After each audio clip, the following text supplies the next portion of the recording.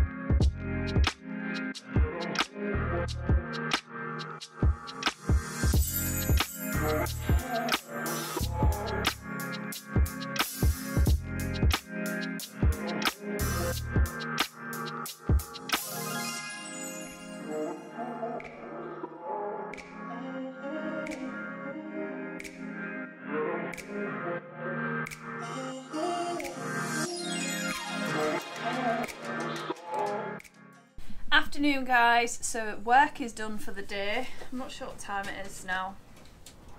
It's 2:30, so I'm going to try and get as much done as I can today.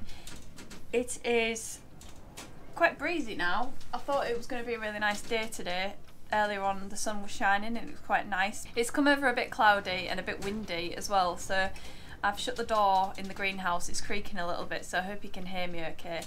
But we're going to crack on with the seed sowing.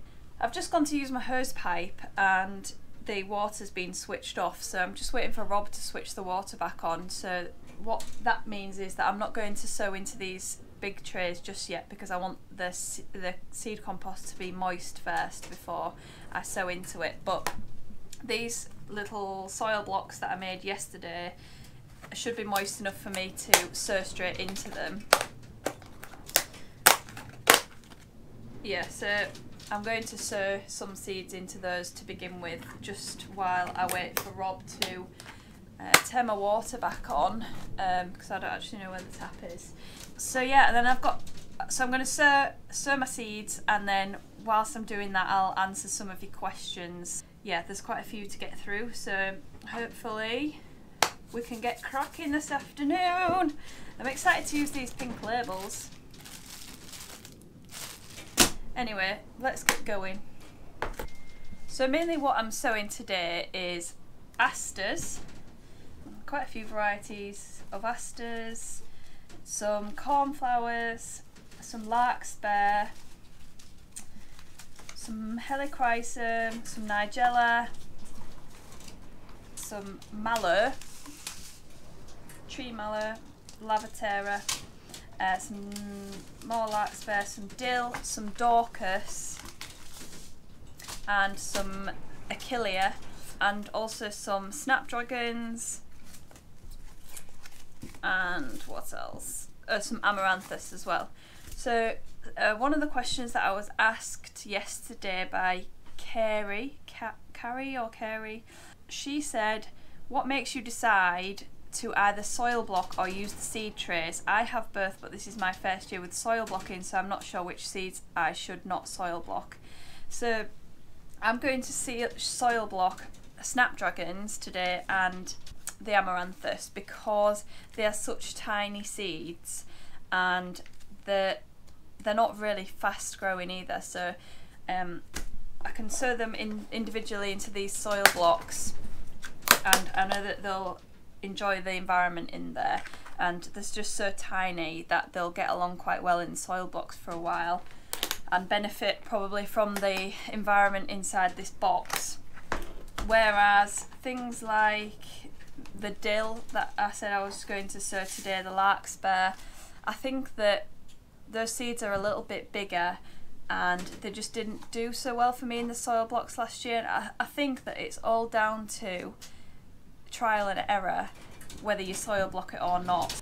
So I'll tell you what I've decided to do just based on my 1 year soil blocking experience, and you can choose whether you want to heed that advice or not. But yeah, things that are really fast growing like cornflowers, I wouldn't put those into the soil blocks because they grow so fast. You're going to have to put them on really quickly. And just larger seeds, just because the soil blocks are so small, you can just imagine that they're going to just take over the soil block quite quickly, and you're going to need to put them on quite quickly.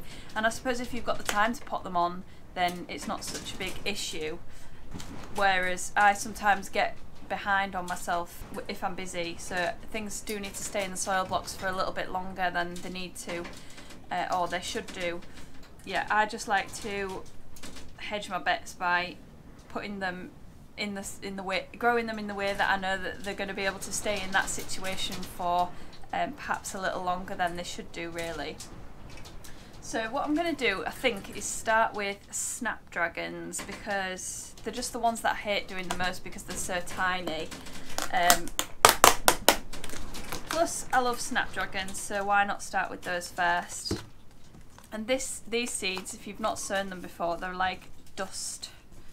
They're just so tiny. But if you didn't watch my seed shopping video, then I'll tell you what varieties I've got here, and they're mostly from plants of distinction. And I've got Madame Butterfly Ivory, Potomac or Potomac Lavender, Costa Apricot, Madame Butterfly Bronze with White, Madame Butterfly Rose, and another one of the Potomac Lavenders.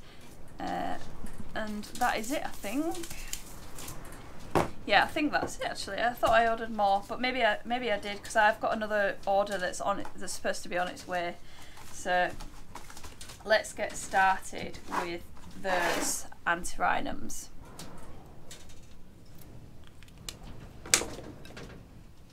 So as I said yesterday, I need 177 of the Snapdragons because they are going to be spaced at 9 inches in my flower field. So just need to do a quick calculation because my maths in my brain isn't very good to work out how many of these trays I'm going to need of Snapdragons. But I'll just show you the size of the seed.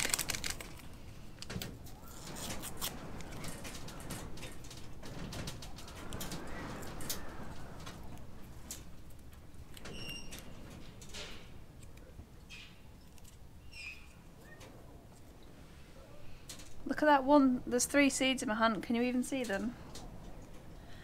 Oh my gosh. Rob's here with the pigs. You're gonna love this because a few people have asked if they can see Hector. Cyril, Hector! Hi! Hey boys! Hello! Hiya!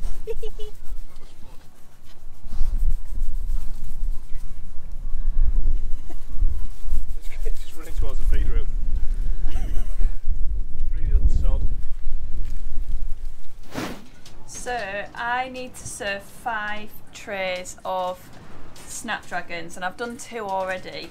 I'm having some issues with my microphone. It doesn't always seem to connect to the GoPro and record, which is a little bit frustrating. So that's just what it is. I've got 2 trays of Snapdragons already sown, and I've got 3 more to go. And it's quite difficult to talk and sow seeds, so I'm just going to answer a couple of your questions before I start with this tray. And I've got one here from Joey who asks whether I use a heat mat or not, or whether I use heat to propagate seeds. And I do have a small heat mat, and I also made one of those sand pit things with the heated cable through it a couple of years ago. I tend not to use the sand pit thing anymore because it's a little bit annoying to maintain because the sand dries out and you're supposed to keep it wet, and I just don't, it's just not big enough. I made it quite small at the time because of the size of the cable that I had, but maybe in the future I'll build another one of those because it can be quite handy. So yeah, other than that I have got a heat mat which I believe is in my Amazon shop, and I use that for certain things, but I literally just let them germinate and then I take them straight off the heat mat to grow on after that. There's certain things that I won't be using on the heat mat which I know will germinate fine without it, or that don't need any heat at all. And I don't think that I'm going to put any of these trays with the soil blocks in on top of the heat mat, because I think that the heat that these little trays generate is going to be enough for the seeds, and I think that it's maybe a bit too warm for some of the seeds in there. That's maybe part of the reason why I didn't do so well last year in terms of seed sowing, is maybe because I baked some of the seeds. I definitely won't be putting Larkspur or nigella on my heat mat because I think that they like the cooler temperatures to germinate. But things like, you could try maybe cosmos, zinnias, sunflowers, those kind of things will probably enjoy a bit of heat, but it's not necessary. I did my first couple of years of flower farming without a heat mat at all, so I think it's definitely possible. It's just maybe certain things want starting off later in the season maybe, but I don't know, it's a matter of trial and error, I suppose. And then let's just do another quick one before I get sidetracked. Joanne, she is asking about soil blocks. So I briefly touched on it yesterday, but it wasn't very in detail and it was kind of like on a time lapse. But basically I bought a soil blocker starter kit a few years ago at one of the Flowers from the Farm conferences, and I got this mini soil block set. So this makes these mini soil blocks. I don't know what size these are specifically, and then I got I don't know what the name of the other size soil blocks is, but maybe they're a large or a medium size, and there's 4 of those altogether, and they make quite a bigger sized cube, which you can pick these up and pop them straight into the bigger size cube, and that does save time, even though it seems quite time consuming, and it also saves on plastic as well. So one of these trays, it will last me quite a few years, and maybe these larger seed trays will only last me 2 years or even a year, depending on how much use it gets. So it does save plastic, and even you don't even have to put these into plastic trays. You can put them onto something else if you want. I do think that they're better for the environment because you are being conscious about using less plastic, and when it gets to later on in the season, these soil blocks can just be started and planted straight out into the garden or into the field, so you don't necessarily need to pot them on. It just depends on what time of year you're starting them off, and in that case they are really they are saving time, because you can literally just pick the block up in your hand and just pop it straight into a hole in the ground. So that definitely is time saving. And I like using them because they save space for me as well. I know that eventually I'm going to have to put all these on and the pots are going to take up more room, but hopefully at that point they will be able to go outdoors and I can start hardening them off. So if you see, that is 40 soil blocks in there, and then the seed trays that I started yesterday have 100 cells in them. So 2 of these is almost equivalent to one of those large seed trays.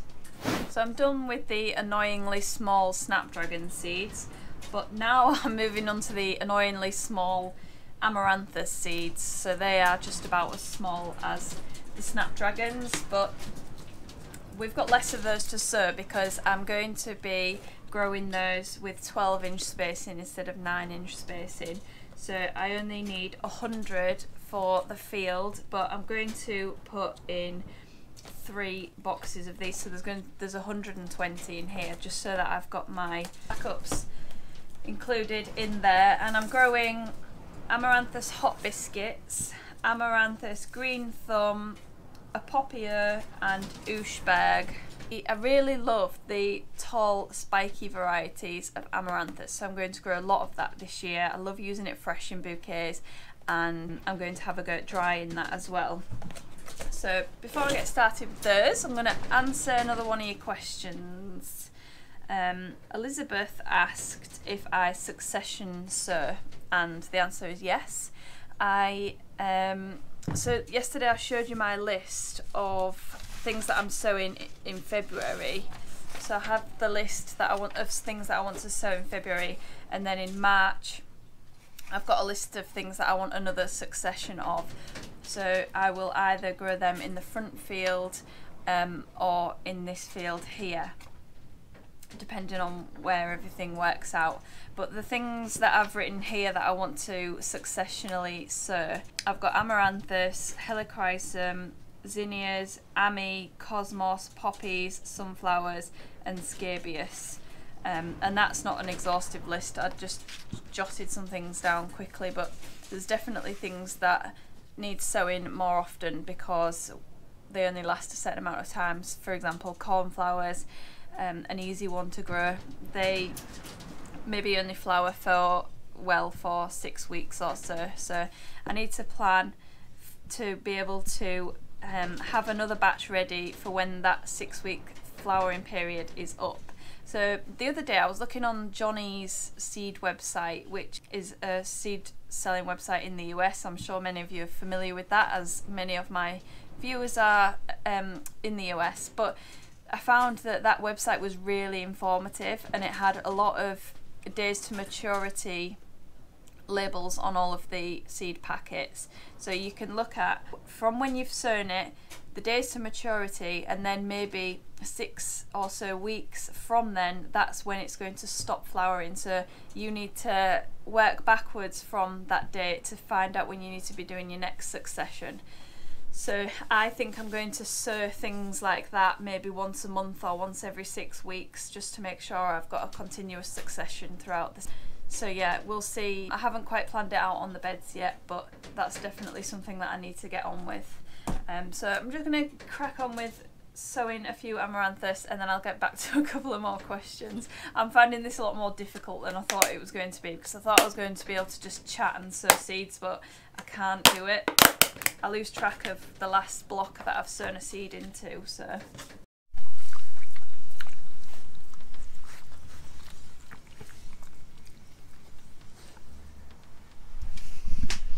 Hector's keeping me entertained. I don't think Cyril's very happy about being out here. He's whining quite a lot. Hector! Just looking for food. Right, so I'm midway through Larkspur sowing. I need to get some vermiculite from the other greenhouse because that's where I keep it. I haven't got any in this greenhouse. So I just thought midway through the seed sowing I'll have a bit more a question answering sesh. C McQueen, I don't know what your full name is, sorry, says, why are you lifting your dahlias when they have survived the winter? I leave mine over winter, I mound them up with mulch and they shoot away come spring. Always much earlier than the lifted tubers.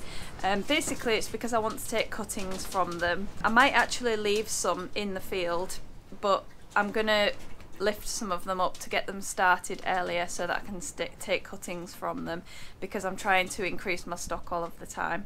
A Start Garden says that they use straight compost for their soil blocks and they've done quite well. I thought that they might be okay. Another few questions. What is your lowest average temperature and how heavily does it rain? It rains a lot here over winter, or it has done in the last few years, and we get down to sort of, in the coldest times I guess we would get down to maybe -5 or something like that. Yeah, we get down to probably 0 quite often, and we have done over this winter anyway. So yeah, I wouldn't normally risk leaving my dahlias in the ground, but I just did it because we got our last frost in November, our first frost in November, sorry, and then I was really busy with wreath making and everything from then onwards, and I just didn't get time to dig them up, and then I was working and everything as well, so I just didn't get time, and I wish I did have time, because I would have dug them up if I could have done. I don't want to risk it anymore. I'm going to try and make the time to make sure I dig them up every year. I need to put a date in the diary, a couple of dates in the diary, and then just stick to those dates as daily digging days. And you also ask, do I use artichoke flowers in arrangements and bouquets? Yes, I love using artichokes in bouquets. If you look on my Instagram, there's a lot of pictures of bouquets with artichokes in. I just think they look amazing. I think I grew 50 in the field last year, and I'm going to grow at least another 50 this year, just because I love them so much. And I'm hoping that all of the florists that I sell to will enjoy them as well, and they will buy them too. So we'll see. Larkspur is done. I'm moving on now to the Lavaterra. So I've got two varieties of Lavaterra, which is Mont Blanc and Silver Cup. And I had lots of these in this flower field towards the end of the summer last year, and it was so handy in the bouquets as a kind of filler, because the foliage is really nice, and then it's got those nice sort of like trumpety flowers. They're really, really nice to use in bouquets, and they produce loads of long straight stems, and there was too much of it really for me to use, but definitely gonna grow that again. So I've got a white variety and a pink variety. I'm just going to answer a couple of questions before I start doing that. So Megan says, I love watching your videos and all your gorgeous animals. Thank you very much. Does your 9 to 5 job consist of anything gardening related or flower related? Basically I work on the farm here during the winter usually. So when I said yesterday I can't really pay myself through flower farming, in normal years when we don't have a global pandemic going on, I can usually, well, I was starting to be able to get by with the business, and I wasn't having to do so many hours on the farm. But this year, because of coronavirus, I've had to work a lot more to be able to make more money, because obviously I haven't been doing weddings, I haven't been doing any workshop, so a lot of my income has gone this year. So I've been working on the farm, and basically we are a livery for horses and donkeys. So we have, I don't know what the numbers are at the moment, but we have a team of staff that we have in every day to care for the horses and the donkeys. And basically it's a mucking out job. So I spend 5 hours a day from 8 o'clock in the morning till 1 o'clock in the afternoon mucking out, and it is some serious hard work, and it feels like I've been at the gym for about 5 hours every day.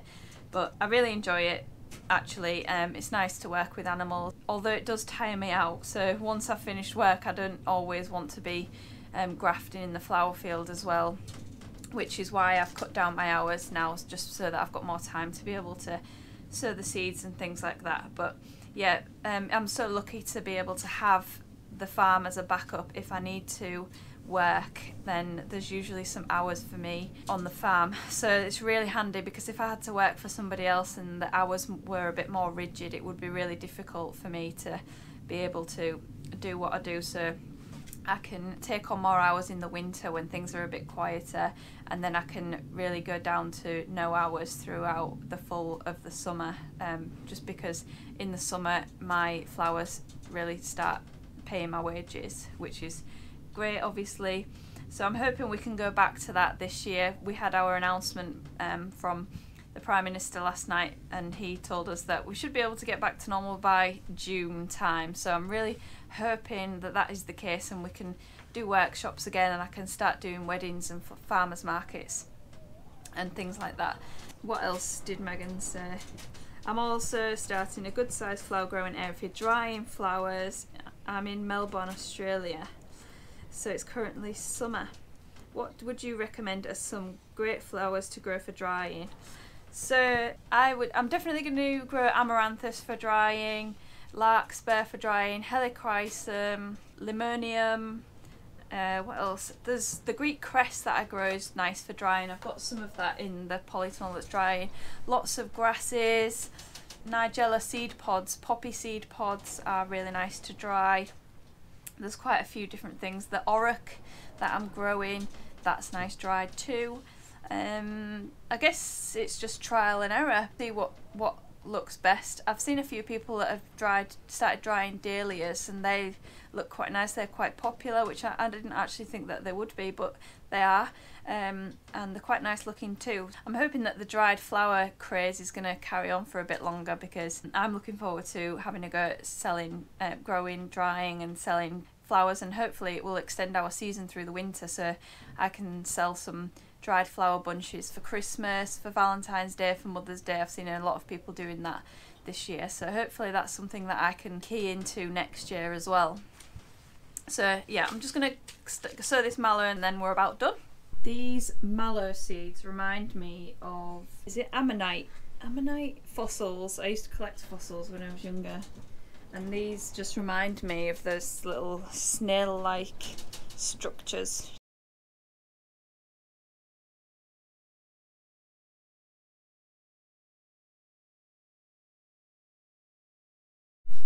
So it's time to go home, time to take the piggies home. Rob told me he wants his dinner, so we've got to go and take the pigs back. But anyway, I managed to get 1,000, just over 1,000 seeds sown this afternoon, which is really good. And tomorrow I've got another full day of seed sowing, so hopefully I'll get thousands done tomorrow, and that will be a good start to the seed sowing of 2021. So we're going to take Hector and Cyril back, and thanks so much for all of your questions, and I hope I've answered them for you. If you've got anything else to ask, then feel free to ask away, because I'm going to be here all week posting the daily vlogs. So thanks for watching, and I'll see you tomorrow. Oh boy. This little back leg bounce. Becky, Hector, what's this? Hector!